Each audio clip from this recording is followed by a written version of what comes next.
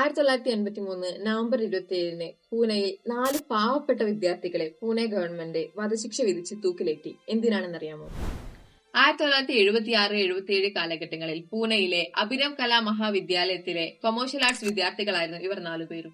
മറ്റ് വിദ്യാർത്ഥികളെ പോലെ കോളേജ് എന്നത് പഠിത്തത്തിന് മാത്രം ഉപയോഗിക്കാതെ ഇവർ പല എക്സ്ട്രാ കരിക്കുലർ ആക്ടിവിറ്റീസിലും ഭയങ്കര ഫേമസ് ആയിരുന്നു. അതായത് മദ്യപാനം, മോഷണം എന്നിവയിൽ കുപ്രസിദ്ധമായിരുന്നു. അതും ആഡംബര ജീവിതത്തോട് ആർത്തിയായിരുന്ന 4 പേരായിരുന്നു ഇവർ. അത് നേടാൻ വേണ്ടി ഇവർ കയ്യിലെടുത്ത ആയുധങ്ങളാണ് ഒരു നൈലോൺ കയറും ഇരുമ്പ് വീപ്പയും. ഇവരുടെ ഫസ്റ്റ് പ്രൊജക്ട് സ്റ്റാർട്ട് ചെയ്യുന്നത് അവരുടെ സ്വന്തം സഹപാഠിയായ പ്രകാശിൽ നിന്നാണ്.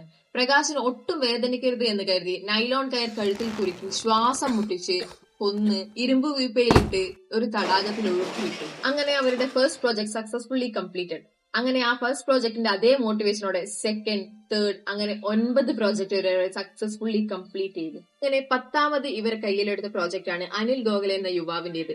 10ാമതും സക്സസ്ഫുള്ളി കംപ്ലീറ്റഡ് ആയി എന്ന് ഇവർ വിചാരിച്ചിരിക്കുമ്പോഴാണ് ഇവരുടെ പ്രോജക്ടിന്റെ സ്പെഷ്യൽ പാറ്റേൺസും അതിന്റെ ചില വെപ്പൺസ് ഉപയോഗിക്കുന്ന രീതിയും കണ്ട് പോലീസ് ഇവരെ അവരുടെ ആ ഒരു ഡെഡിക്കേറ്റഡ് എഫേർട്സിനെ അപ്രീഷിയേറ്റ് ചെയ്യാൻ വേണ്ടി വരുന്നത്. അങ്ങനെ ഇവർ 4 പേരും ചെയ്ത ഈ ഒരു എഫേർട്സിന് ഒരു റിവാർഡ് കൊടുക്കാൻ വേണ്ടി കോടതിയിലേക്ക് അവരെ കൂട്ടിക്കൊണ്ടുപോയി. 1978 അവർക്ക് കോടതി വധശിക്ഷ വിധിച്ചു.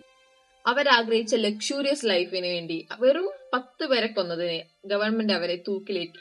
ഇവർ 4 പേരും ഇന്ത്യയിലെ കുറ്റാന്വേഷണ ചരിത്രത്തിലെ മിന്നും താരങ്ങളാണ്. ഇന്ത്യയുടെ ചരിത്രത്തിൽ തന്നെ ഏറ്റവും ഭീതിപ്പെടുത്തുന്ന ഒരു അധ്യായമായി ഇത് ഇന്നും അവശേഷിക്കുന്നു, ഈ ജോഷി അഭയങ്കർ സീരിയൽ മേർഡേഴ്സ്.